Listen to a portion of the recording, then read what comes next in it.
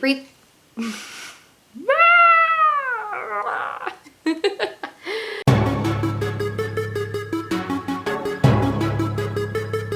Hello everyone, and welcome to yet another edition of Makeup and Wrestling, where we talk about AEW Dynamite each week and you watch me do my makeup. Yeah.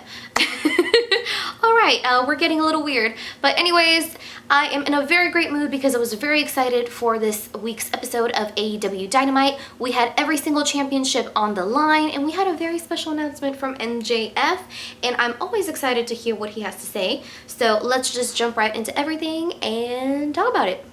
And before I jump into things, as always, products and additional info, little tidbits like that will appear right here in this side of the screen.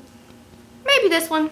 Depends on how I feel about it. And as I already mentioned, on tonight's anniversary episode, every single championship was on the line, and we started off the show with the tag team titles on the line. Once again, it was FTR defending, and this time it was against the Best Friends. So I didn't know how I was going to enjoy this match. I wouldn't say that this was a match where I went in with a whole ton of expectations. I wasn't expecting it to be like terrible or anything, because FTR are pretty damn good, and we've seen the Best Friends put on a clinic in that match against Santana and Ortiz. And also, I've never seen the Best Friends have a bad match against anybody, so I knew it was going to be a good old time, and it was. I would say the Best Friends actually dominated the match against FTR for the most part until FTR got them to be outside the ring, especially the moment when Cash Wheeler, I don't remember if he like speared or he tackled, whatever he did, he like broke Chuck. It was actually Trent.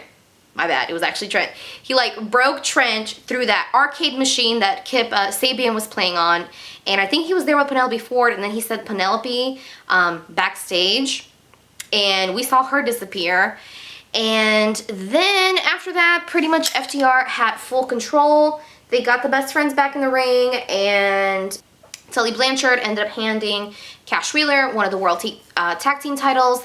And when Dax had Chuck on the ropes, I forgot what kind of maneuver they were trying to execute, but the ref turned around because Dax was kind of starting to fall back, and that's the moment when Cash hit Chuck in the face with the title, and Dax pinned him, 1, 2, 3, and they retained the titles. Am I happy about the finish? I mean, yeah. I don't know why I wouldn't be happy about it. Like I mentioned, for this match in particular, I didn't really go in with an expectation or a favorite. I was kind of rooting for Best Friends a little bit, but considering that FTR just captured the title like 2 months ago, it would really not make sense at all for them to lose them just yet. But the Best Friends looked really strong. Everybody came out looking really good, so I think that was a big benefit of the match overall. The important Best Friends couldn't catch a break because then we saw why Penelope went backstage, and that was to fetch Miro. So once Miro came out, it was all game over. He ran through them like a tank, and Kip ran in there with the remaining part of their little arcade machine, and they were screaming and hollering about it. And then, because I'm Bulgarian, I'm gonna translate for you a little bit. Mido started shouting in Bulgarian, and he was saying how he's gonna snap the Best Friends' necks, like they better watch out, he gonna crush them. And then he loosely translated it to English, saying that you break my shit, I'm gonna break you. So I guess now Kip and Mido are going into a feud with the Best Friends, and honestly, I don't think it's a bad thing. I guess they're really trying to make this Mido and Kip Sabian tag team a thing. And honestly, considering how awesome the Best Friends have been lately and all the great matches they've had, it makes sense that they would want to put them up against each other, because that will kind of uplift Mido and Kip. But I don't know where they're gonna take this whole thing. Mido's whole gimmick with the best man is more than a little silly. I'm not really vibing with it too much. He's still like a big ass dude who will crush the shit out of you and is definitely a monster. I guess he's trying to be a little more silly. I don't know.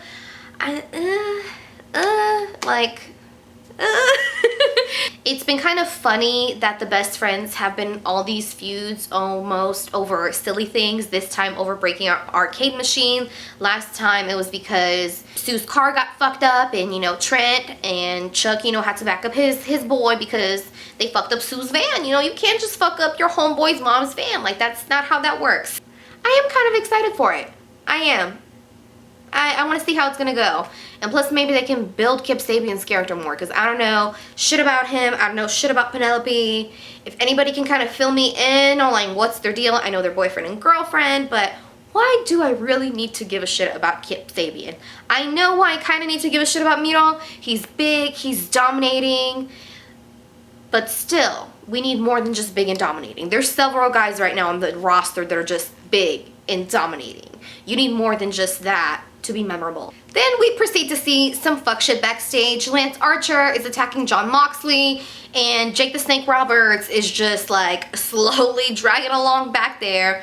I always find it funny when a lot of these like legends are hanging out backstage or are around these guys that are working, because I'm like, oh man, just like please step back. Like, I'm worried you're gonna break something, you're gonna hurt yourself, like you're gonna break a hip. Maybe I'm being ageist, but he's been through a lot, and I'm always scared when he's around, like, shit happening. Archer was going in on Moxley, a bunch of referees and people tried to separate them backstage, and that was that. Then we have the announcement once again for the Full Gear World Title Tournament.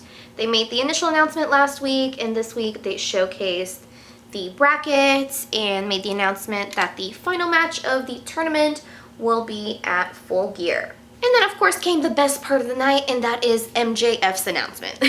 Well, I'm being a little bit biased here, but let me tell y'all, I love MJF. I'm pretty traditional, like 95% of the time when it comes to my wrestling. I side with the faces, I boo the heels, you know, it is what it is.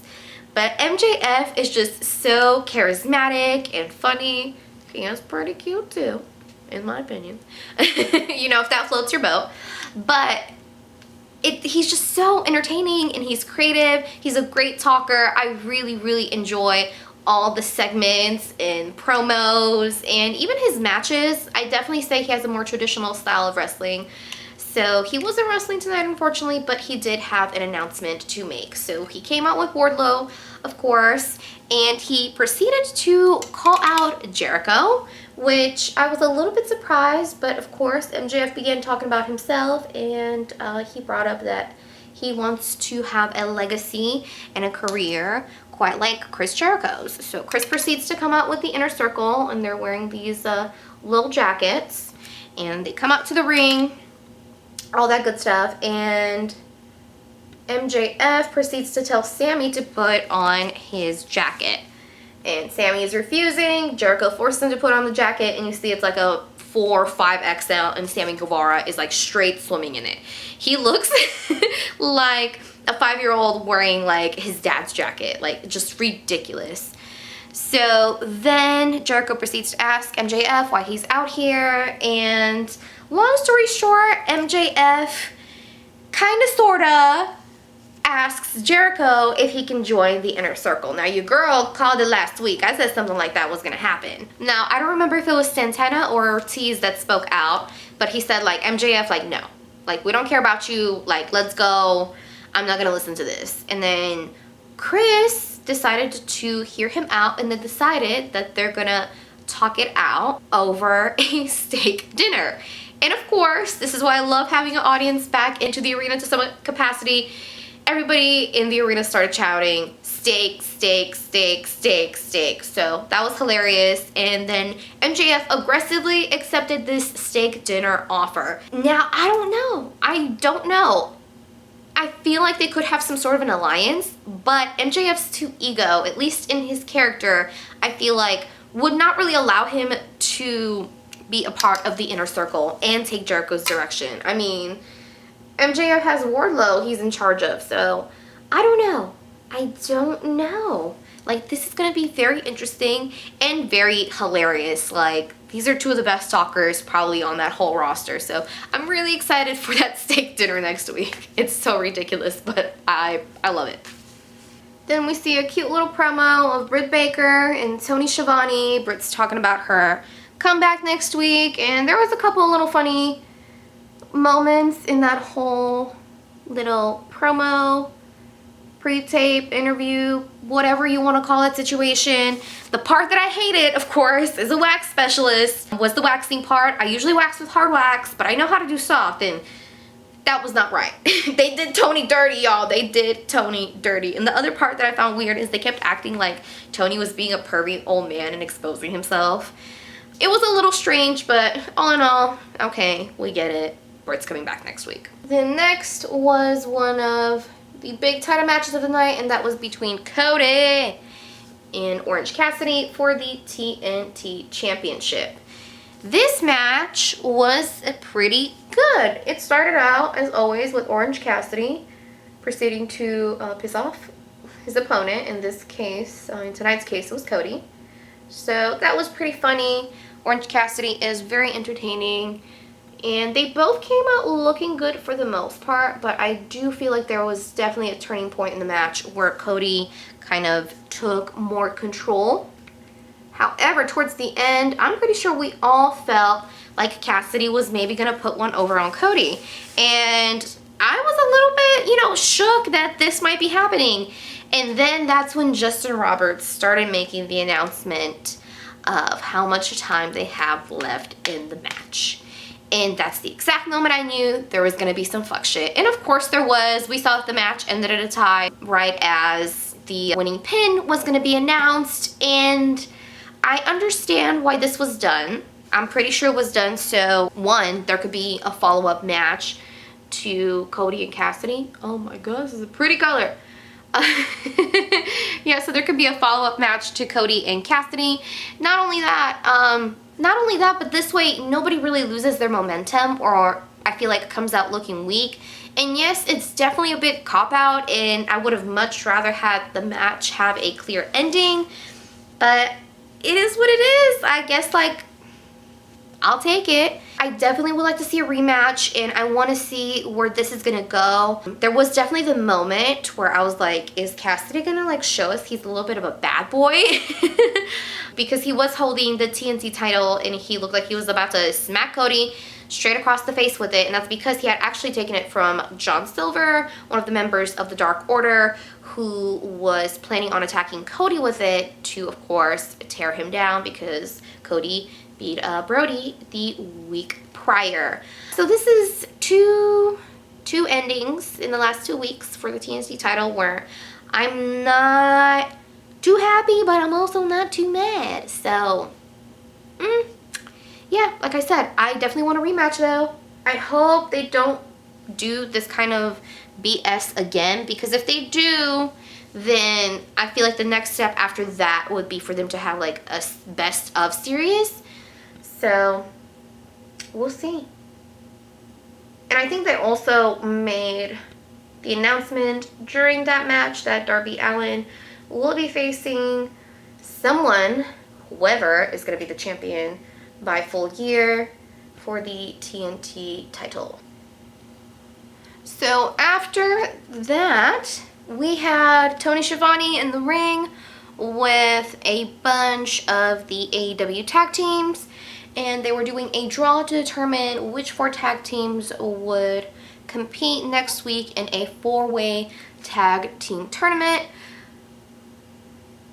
And of course the winner would face FTR for the titles. I thought this was pretty clever. It's a nice way to keep things moving and grooving in the division. And the 4 tag teams that ended up being drawn were Private Party, Butcher and Blade, and 3 and 4 from the Dark Order. I believe it's John Silver and Alex Reynolds?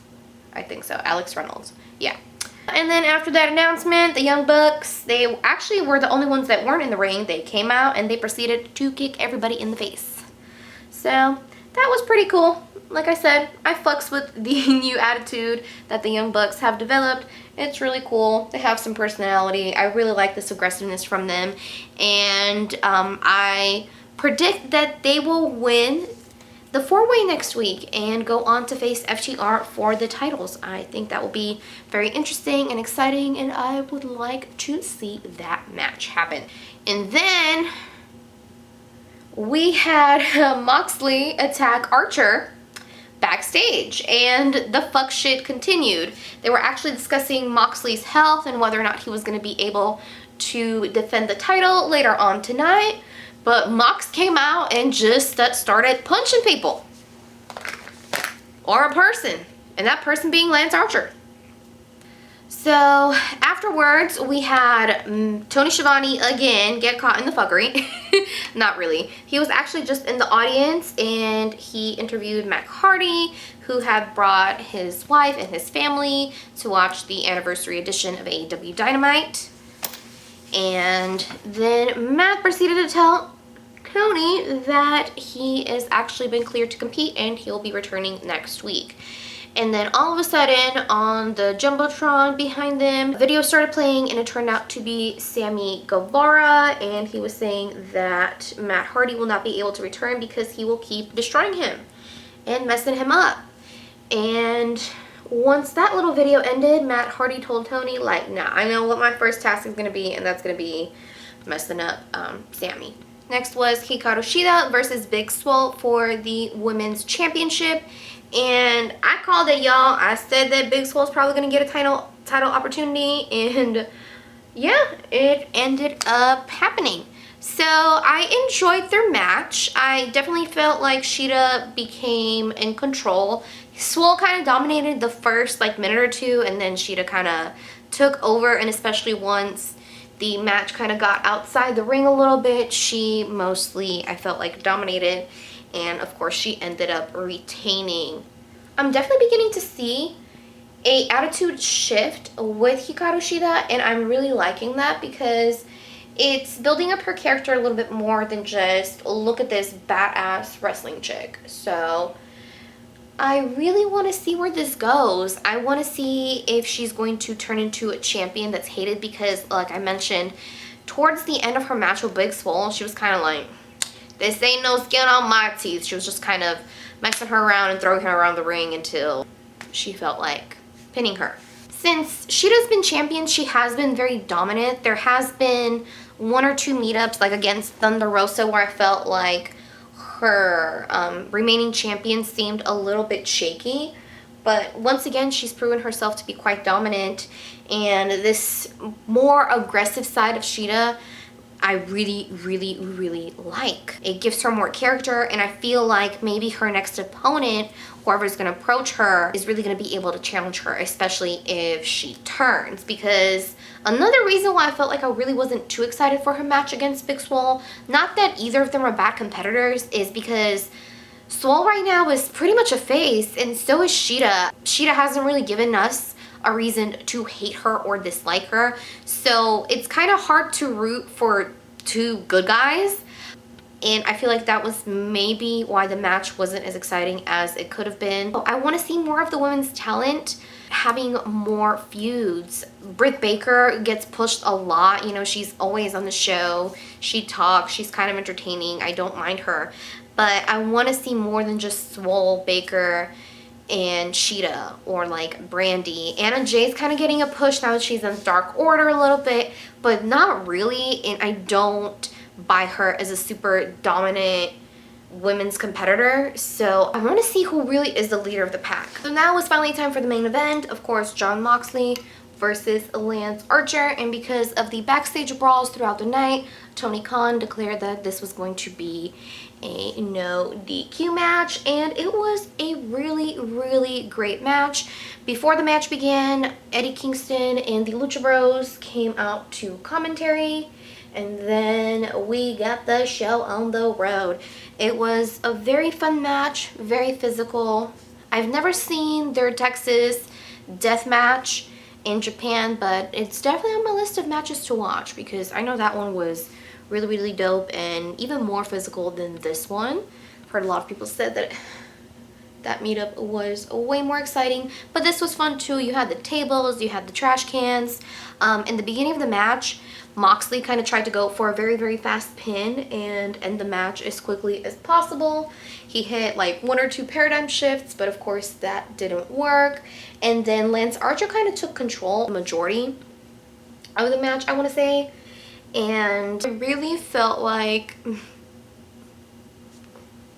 maybe Moxley was gonna meet his match, but of course Moxley, being the resourceful champion that he is, was able to turn the tables in his favor, literally.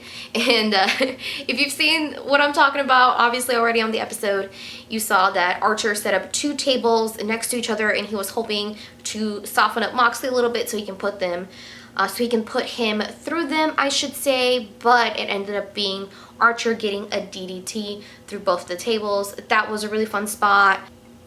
One spot that was also fun but painful is when Moxley went through the 2 steel chairs. Like I said, there was a lot of fun instances in that match. Very short, sweet, and to the point, but fun to watch overall. I wish it could have lasted a little bit longer. At the end of the match, actually, Lance Archer had Moxley in a pinning predicament, and I thought that, like, what the fuck, like, are we about to have a new champ?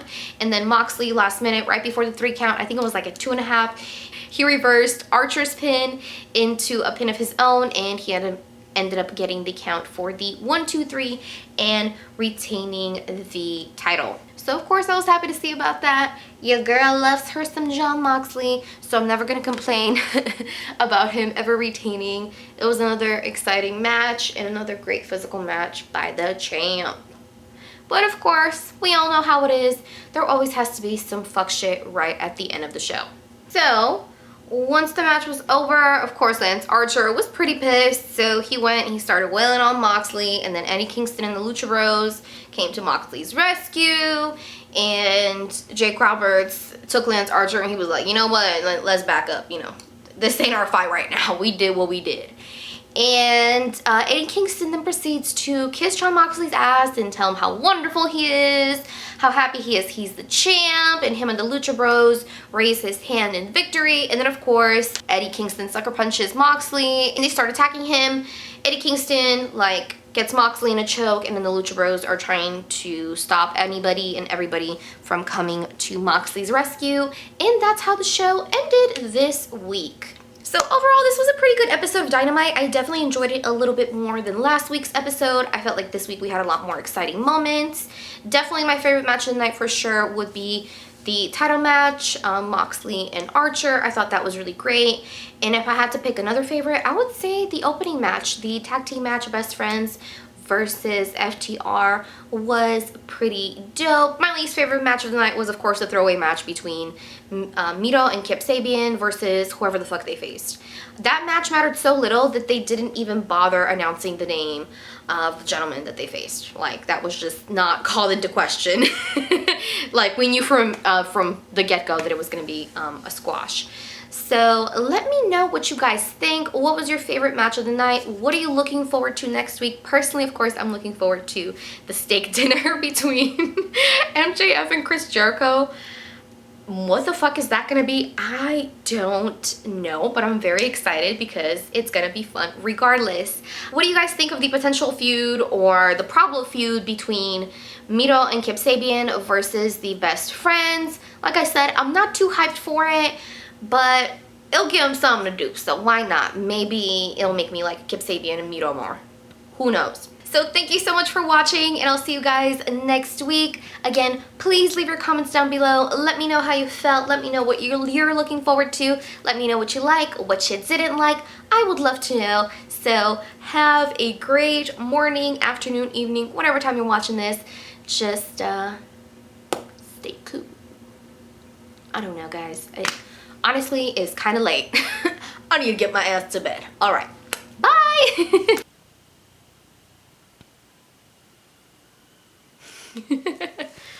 Okay.